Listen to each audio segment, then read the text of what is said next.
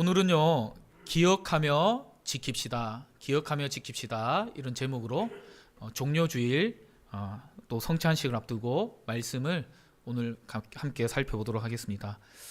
여러분, 종료주일은 어디서 오게 되었느냐 하면 여기 그림에도 나오듯이 예수님께서 십자가를 지시기 위해서 예루살렘으로 들어가신 그 일을 기억하면서 예수님의 그 십자가를 지시기 전 사건, 예루살렘에 입성하신 그 사건을 기억하며 십자가의 그 사건을 또 생각하면서 감사하는 절기를 가지자는 의미에서 종료주일로 그렇게 지키고 있습니다.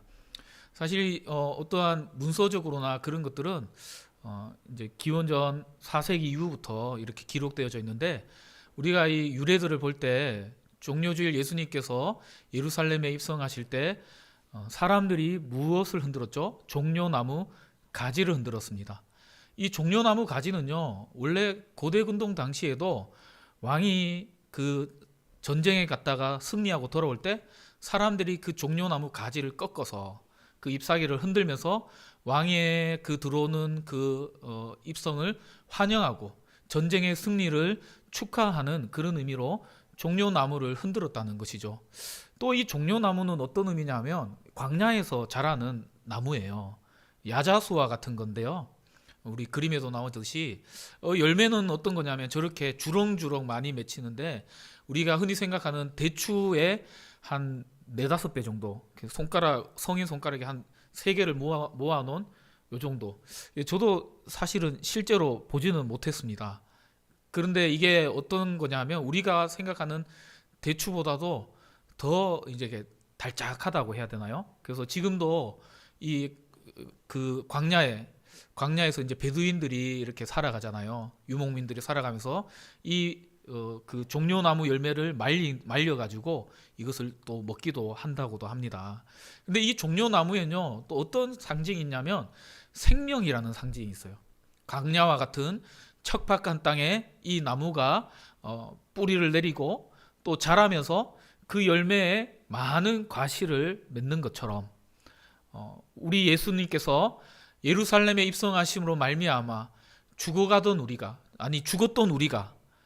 예수 그리스도의 그 보혈로 말미암아 다시 살아나는 그것을 상징적으로 보여주는 하나의 의미이기도 한 것이죠. 실제로 이 종려나무는요, 강한 바람, 오늘도 어제도 눈이 많이 내리고 바깥에 바람이 갑자기 불고 갑자기 비가 쏟아지고, 아까도 잠깐 사택에서 교육관으로 이동하는데 그 찰나에 비가 내려가지고 비를 좀 맞기도 하고 그랬는데요, 어제는 갑자기 밤에 10시가 넘어서 잘못 봤나 싶어서 이렇게 나가서 확인해보니까 눈이더라고요. 그래가지고 이게 눈이 쌓이면 또 안 되잖아요. 그래서 CCTV로 중간중간에 얼마나 많이 확인했는지 모릅니다. 어쨌든 그런 것처럼 강한 바람이 어제도 그렇고 오늘도 그렇고 불 때 이 종려나무 가지가 이렇게 꺾일 수 있잖아요. 그러면 종려나무의 특징이 뭐냐면 이게 꺾여도 진짜 한 며칠 만에 다시 이렇게 일어선대요.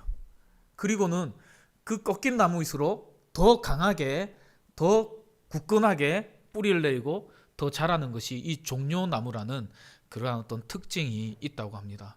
그래서 이 종료주의를 우리가 지킬 때에 단순히 어떠한 눈에 보여지는 어떤 의미적인 것으로 예수님께서 오실 때 사람들이 종려나무 가지를 이렇게 흔들면서 호산나 호산나 주 예수의 우리를 구원하소서라고 외쳤던 그것 때문에 종료주의를 지키는 것도 있지만, 어떤 종려나무라는 그것 자체의 상징성 때문에 우리는 이 종료주의를 지키며 다시금 우리에게 구원을 주시고 우리에게 새 희망을 주시는 그 예수님을 기대하고 고대하고, 또 오늘 제목처럼 그분을 기억하고 그분의 그 은혜를 생각하면서 감사하는 그러한 절기로 우리가 보낼 수 있기를 간절히 축원드립니다. 그러한 장선에서 오늘 출애굽기 12장 21절에서 28절 말씀을 다시 우리가 좀 살펴보면, 우리가 2주 전에 유월절의 의미에 대해서 살펴보면서 좀 다뤘던 내용이지만 다시 한 번 더 우리가 좀 이 본문을 통해서 이 종료주의를 우리가 어떻게 기억하고 그러면 지켜야 할지를 같이 좀 생각해보는 그런 시간이 되었으면 좋겠습니다. 우리에게 그러면요, 구원이 어떻게 임했는지를 우리가 좀 먼저 생각해 봤으면 좋겠어요. 여러분, 우리에게 구원은 어떻게 임했습니까? 우리의 의지와 우리의 열심과 우리의 노력이 아니라는 것을 우리는 아셔야 된다는 거예요. 이 출애굽기 12장에 유월절의 의미를 우리가 살펴보면서 같이 살펴봤듯이 여러분 이스라엘 백성들이 죽을 위기에 놓여 있었죠. 사실은 하나님께서 살 길을 열어주지 않으셨다면 이스라엘 백성들 마찬가지로 그들의 장자도 죽임을 당하고 그들도 재앙, 10번째 재앙 가운데 완전히 놓이게 되는 상황에 있었던 거죠. 그러나 하나님께서 살 길을 열어주십니다. 그것이 무엇이죠? 우슬초에 어린 양에 잡아 그 피를 우슬초에 묻혀서 문 지방과 인방에 다 고루 발라서 문 입구에 다 바르면 내가 그 집은 넘어가리라.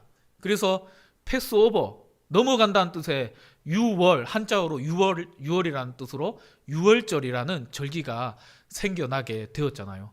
그런데 이것을 가지고 만약에 이스라엘 백성들 가운데 내가 그때 문지방에 그 피를 발랐으니까 내가 살았지, 나의 열심과 나의 수고 때문에 나는 구원을 받은 거야 라고 말할 수 있는 사람이 누가 있을까요? 아무도 없다는 거예요.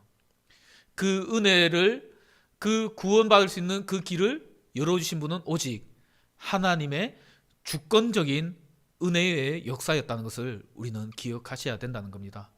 에베소서 2장 8절에도 나오듯이 그러므로 누구든지 이 구원의 문제에 관해서는요 자랑할 수가 없다는 거예요. 여러분 우리 교회도 마찬가지고 우리가 참 주일날 이렇게 예배 나와서 다양하고 많은 사람들이 이렇게 한 자리에 모여서 예배를 드리잖아요. 근데 여기에는요 어쩌면 우리는 인간적인 방법으로, 인간적인 시각으로 서로를 향해서 비교하기도 하고, 그래도 내가 저 사람보다 열심은 있지, 그래도 내가 저 사람보다 신앙의 연수가 길지, 그래도 내가 저 사람보다 좀 잘났지, 그래도 내가 저 사람보다 경제적으로 좀 낫지, 뭐 이런 것들을 통해서 서로를 향해서 비교하고 서로를 향해서 차별을 두고 서로를 향해서 그렇게 하는 마음이 여러분 갖는지 모르겠습니다. 그러나 구원의 문제를 가지고 우리가 서로를 바라볼 때요 그 누구도 잘난 사람 없음을 우리는 아셔야 된다는 거예요.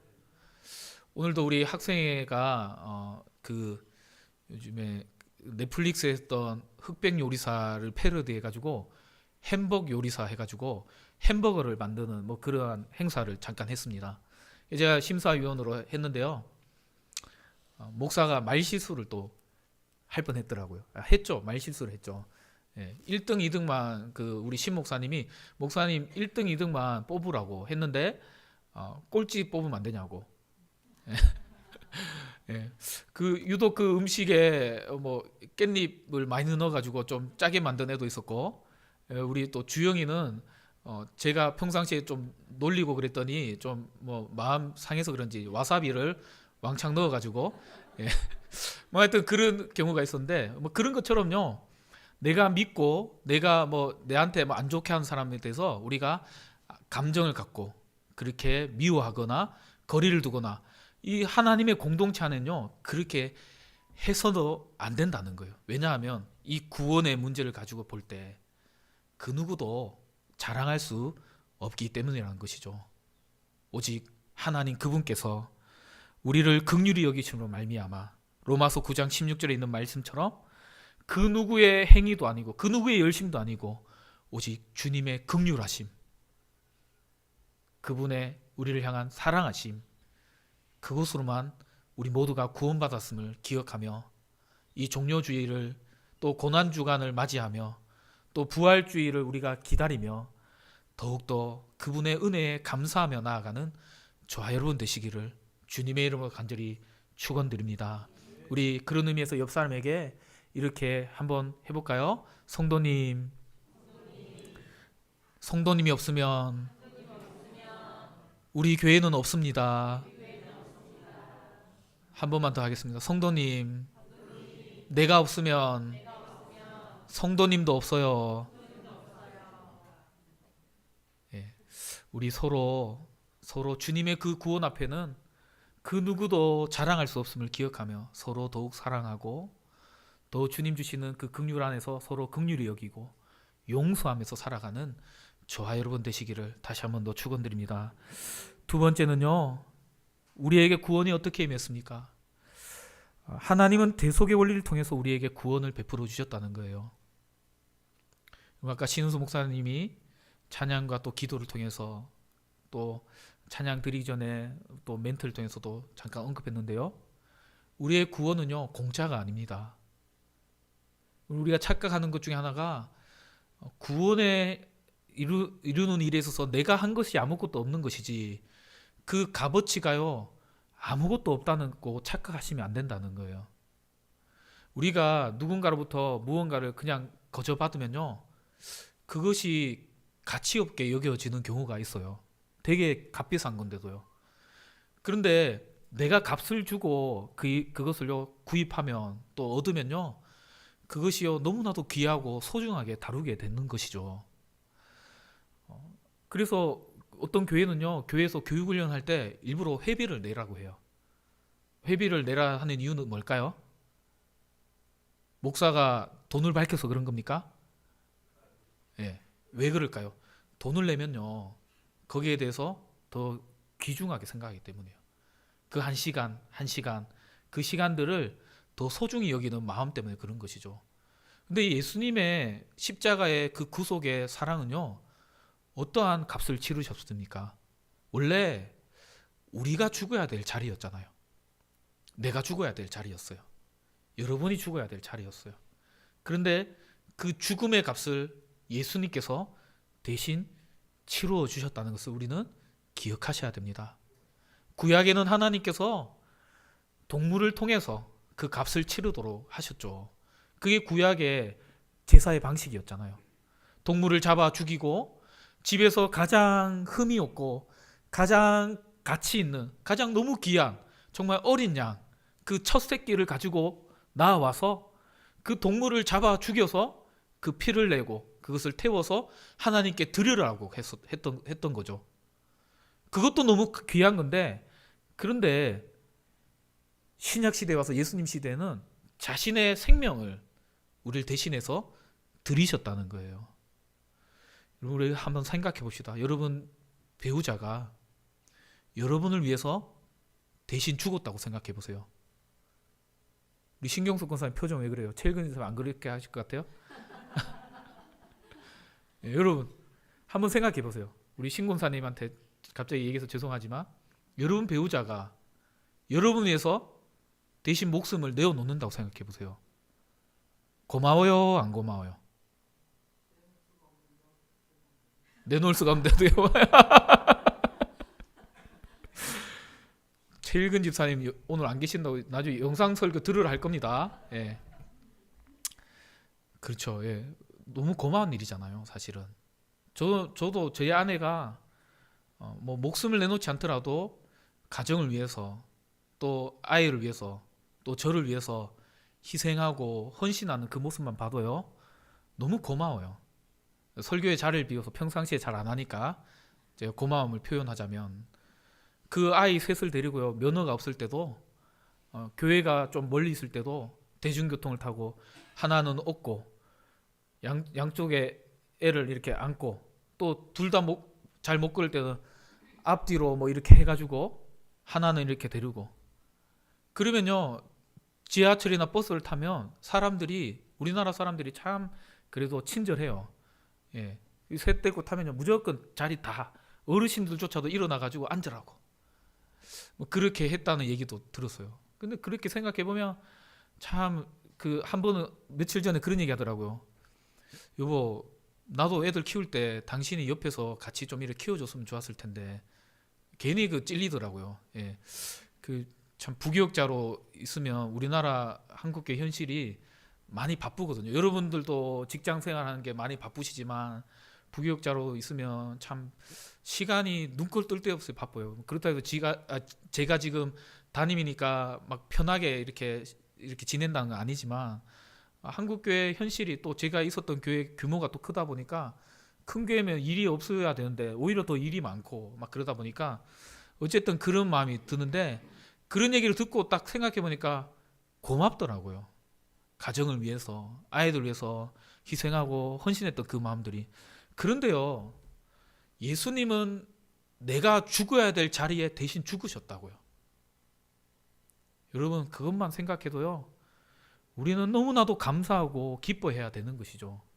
그 은혜만 생각하더라도 우리의 삶 가운데 때로는 어떠한 삶의 실패를 경험했을 때에도 기뻐할 수 있는 이유는 날 위해 대신 죽으신 예수님을 생각할 때 우리는 기뻐할 수 있다는 것이죠.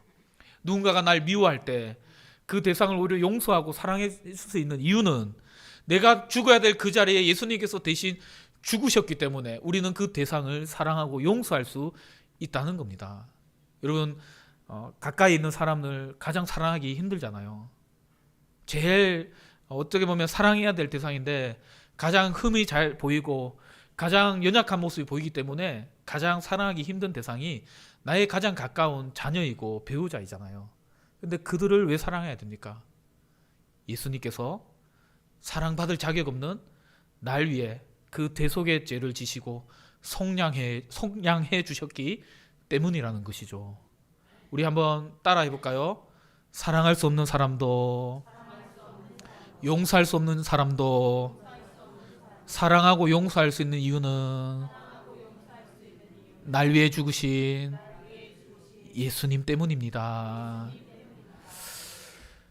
오늘 그러한 대속의 은혜를 지신 그 예수님을 기억하시면서 이 종료주일 감사함으로 또한 나아가시기를 간절히 바랍니다. 마지막 세 번째, 그분의 피를 통해서 우리에게 구원이 이루어졌던 거죠. 피는요 생명입니다. 다시 얘기하면 생명으로 생명을 살리셨다는 거예요. 두 번째와 연결되는 이야기니까 빨리 넘어가면요, 히브리서 9장 22절에 피 흘림이 없은즉 사함이 없느니라. 반드시 사람의 그 죄를 씻기 위해서 그에 상응하는 똑같은 죄값을 치를 누군가가 나타나야 되었던 거죠. 그래서 완전하신 하나님이 완전하신 사람의 모습으로 동정녀, 아직 남자를 알지 못하는 그 여인의 몸을 통해서 이 땅에 성령으로 말미암아 잉태하시고 완전한 사람으로서 완전한 우리의 모든 죄를 완전히 다 지시고 십자가에 지시사 피 흘리신 그 구속의 은혜를 기억하시며 감사함으로 나아가는 저와 여러분 되시기를 다시 한 번 더 주님의 이름으로 축원드립니다. 그러므로요, 예수님의 피가 우리의 삶의 문에 뿌려질 때 우리는 더 이상 죽음의 권세 아래 놓이지 않고 구약시대 출애굽 시대에 이스라엘 백성들을 살리셨던 것처럼 우리의 삶에도 구원이 임하게 되었다는 것을 믿고서 그 구속의 은혜에 감사함으로 나아가는 우리 이 종료주일 되시기를 다시 한 번 더 주님의 이름으로 축원드립니다. 그러면요, 우리는 이 하나님의 구원을 받은 자답게 어떻게 살아가야 될까요? 우리는 두 가지를 좀 살펴봤으면 좋겠는데요. 먼저 24절에 보니까 너희는 이 일을 규례로 삼아 너희와 너희 자손이 영원히 지킬 것이니라. 우리는 이 구원의 은혜를 기억하고 감사하며 우리는 살아가기 위해서 이것을 지켜라고 말씀하고 있다는 것이죠. 특별히 26절과 27절을 보니까 이스라엘 백성들에게 명하시기를 너희 때만 지키지 말고 영원히 지키라고 하시면서 너희 자녀들에게, 너희 자녀들이 무교병을 먹고 또 쓴 나무를 먹으면서 그리고 유월절에 그 절기를 지키고 이후에 또 초막절 이어서 나뭇가지를 모아다가 초막을 짓고 또 그 안에 거하면서 이것이 도대체 왜 이렇게 해야 됩니까? 라고 물을 때 오늘 하나님께서 26절에 27절에 보니까 뭐라고 얘기하러 갑니까? 이것이 너희가 애굽 사람에게 재앙이 내릴 때 애굽에 있는 이스라엘 자손의 집을 넘으사 우리의 집을 구원하셨음을 기억하며 기념하며 이 날을 지켜라 라고 하신 하나님의 절기다라고 말씀해 주시는 것처럼 오늘 우리도 구원의 은혜를 나만 간직하고 그치는 것이 아니라 여러분 우리 다음 세대들에게 신앙의 전설을 잘 이어나가는 우리 모두가 되기를 간절히 축원드립니다. 그래서요, 사실 올 4월과 5월에 우리 교회가 참 행사들이 많잖아요. 그래서 이제 참 오늘 같은 경우도 우리 다음 세대 아이들을 좀 예배 같이 드리게 하고 이런 성찬식과 또 이런 절기들을 어떻게 지켜나가는지를 좀 보게 하고 싶었는데 미리 광고도 안 돼 있고 생각도 안 돼 있어서 설교를 준비하다 보니까 잘못했구나 이런 생각이 들더라고요. 그래서 이제 부활주일까지는 뭐 그렇게 넘어가더라도 사실 입교식도 아이들이 한번 이렇게 보는 것도 좋은데 우리 부장 집사님들과 선생님들과 상의를 안 하고 또 목사가 지 맘대로 하면 안 되잖아요. 그래서 또 얘기를 하고 우리 권사님, 안수 집사님, 또 은퇴 권사님 그 이제 추대하는 어떤 그러한 예식과 또 어버이 주일 4일날 5월 4일에 있는 날 또 홈커밍데이 이런 날들은요 어른들과 장년부와 함께 우리 아이들이 예배를 드리면서 어떠한 이런 신앙의 어떤 절기들과 교회력들이 왜 중요한지를 애들에게 깨닫게 해주는 시간들을 가지면 좋겠다라는 생각이 들더라고요. 그래서 여기서 제가 통보하는 게 아니라 우리 박대원 집사님과 박기석 부장 집사님 두 교회학교 우리 부장 집사님들이 교사들과 상의해서 우리 가능하다면 다음 주 또 그 다음 주, 그 다다음 주까지 이제 한 3주간이 있는데요. 우리 아이들도 함께 예배드리고 함께 동참할 수 있는 그런 시간들을 좀 가지면 좋겠다는 생각이 들어요. 왜냐하면 여러분 백문이 불여 뭐요? 일견. 100번 듣는 것보다 한 번 보는 게 낫다라는 그런 말이 있듯이 이 예식에 참여하고 또 예배에 함께 동참해서 드리면서 우리 아이들은 좀 지루할 수 있고 힘든 시간이 될 수 있겠지만 예배는 이렇게 드리는 거구나. 여러분들이 신앙의 본을 보여주시고 그러한 우리가 왜 이 교회력을 지켜야 되는지에 대해서 우리 아이들에게 이야기할 수 있는 그러한 저와 여러분 되시기를 간절히 소원드립니다. 그러면 구체적으로 우리는 이 종료주의를 어떻게 지키며 나가야 될까요? 첫 번째는 한번 따라 볼까요? 예수님을 왕으로 인정하고 찬양해야 합니다. 우리의 왕 대신 예수님은요 스가랴 9장 9절에 보니까 겸손의 왕으로 오셨다라고 그렇게 얘기합니다. 예수님은 군마를 타고 군대를 이끌고 예루살렘에 입성할 수 있으셨어요. 충분히 그럴 자격이 있으셨고 이때까지만 하더라도 십자가를 지시기 전까지만 하더라도 예수님의 인기는 요즘의 아이돌 못지않게 급상승하는 그러한 모습을 이렇게 갖추고 있었죠. 그래서 한마디만 하면 정치, 경제, 군사적으로 모든 사람들이 자기 편으로 만들어서 그 로마의 압제로부터 쿠데타를 일으키고 그 모든 것들을 다 제압할 수 있는 힘을 가지고 있는 분이 예수님이셨어요. 예수님은 언면도 능하셨죠. 예수님은 심지어 치유와 모든 기적을 행할 능력도 가지고 계셨죠. 사람들을 매료시킬 수 있는 매력을 갖고 있는 분이 예수님이셨죠. 물론 이사야서에 보면 예수님의 모습이 풍채가 그런 모습이 너무나도 잘 먹지 못하고 주무시지 못해서 너무나도 마른 모습에 못난 형태로 묘사하고 있지만 그러나 예수님이 마음만 드셨다면 왜 그렇게 못하셨겠어요? 그러나 그것이 하나님의 방법이 아니셨기에 그렇게 하지 않으셨다는 거예요. 예수님의 방법은 무엇이죠? 나귀를 타시고 아주 낮고 낮은 모습으로 겸손의 모습으로 사람들을 섬기기 위해서 마가복음 10장 45절에 있는 말씀처럼 나는 섬김 받으려 하는 것이 아니라 섬기려고 이 땅에 왔다라고 말씀하시는 것처럼 이 땅에 오셔서 모든 사람의 왕으로 오신 그 겸손의 왕을 우리가 이 종료주일에 찬양하는 또 감사하는 저와 여러분 되시기를 다시 한 번 더 주님의 이름으로 간절히 축원드립니다. 두 번째는 우리는 이 종료주일을 보내며 이제 이 종료주일은요 고난주간이 시작하는 시점을 알리는 거거든요. 이 고난주간을 보내면서 우리는 그분의 십자가를 묵상하고 감사하는 시간이 되었으면 좋겠습니다. 그래서 어떤 교회는 고난주간이라 하지 않고 승리주일이라고 하더라고요. 승리주간. 그것도 좀 의미가 있는 것 같아요. 고난주간이라 해서 우리가 뭐 금식하고 뭔가 금욕을 하면서 절제하면서 뭔가 풀이 죽어 있고 우리가 정말 그렇게 보내는 것보다 이미 승리하신 십자가의 승리를 소망하면서 우리가 힘있게 또 감사함으로 이 고난주간을 보낼 수 있기를 간절히 소원드립니다. 그래서 우리가 내일부터는요 새벽 기도에는 잠시 좀 멈추고 저녁에 같이 모여서 기도하는 시간을 가지려고 합니다. 그래서 메시지는 고난주간보다도 교회론에 관련된 메시지를 제가 좀 전할 거예요. 그래서 왜냐하면 우리가 그 다음 주에 있을 임직식도 있고 또 우리 홈커밍데이와 또 교회적으로 여러 중요한 행사들을 앞두고 우리가 함께 좀 기도하는 시간을 가지려고 합니다. 그래서 여러분들 저녁에 초저녁 잠이 있으신 분들도 가능하다면 좀 이렇게 와주시고, 그리고 좀 멀거나 여러 가지 사정 때문에 또 생업 때문에 못 나오신 분들은 또 정제감 갖지 마시고 각자의 자리에서 그렇게 영상으로 송출해 드릴 테니까 영상으로 예배 드리시고 그렇게 하시면 되겠습니다. 그래서 말씀과 찬양하는 시간은요 한 30분 정도 잠깐 갖고 나머지 시간 교회를 위해서 또 임직식을 위해서 우리 홍콩명대를 위해서 같이 기도하면서 이 교회가 주님의 몸 되는 이 교회가 정말 머리 대신 예수 그리스도를 바라보면서 온전히 세워지기를 우리가 함께 힘을 모아서 기도하는 그런 고난 주간 되기를 간절히 소원드립니다.